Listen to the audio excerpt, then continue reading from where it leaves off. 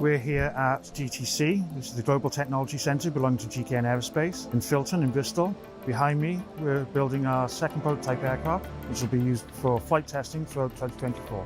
The AC-1 was built the first time using very traditional aircraft methods. So for the aircraft too, what we really wanted to do was push those boundaries and look for innovation.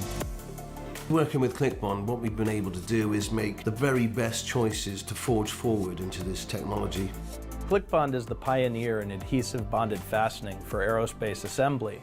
As Vertical enters their next phase of production on their second aircraft, we've been implementing a new AR technology to reinvent the installation process and make it faster, more efficient. We're using an augmented reality system from Clickbond, which projects the fasteners onto the actual airframe.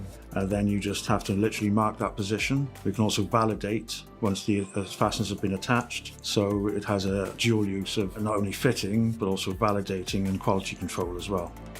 In advanced air mobility, we're going to be building aircraft at a scale that the world has never seen before. And they're going to have to be built to the same stringent performance and safety criteria as everything that's come before. So equipping those technicians with the very best tools to augment their talent is going to be an important challenge to solve.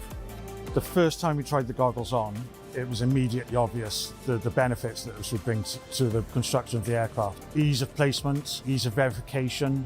It saves a vast amount of drawing time and application time. You can move far quicker through the build process with a higher level of accuracy. Working with these fantastic partners across the world will surely take us to the next level of expertise in aviation. Clickbond and Vertical have already formed a very great relationship, but I can't wait to see where it goes. We're literally building an aircraft with augmented reality and digital tools, and we're excited to see what this does not only for Vertical, but for the entire industry as a whole.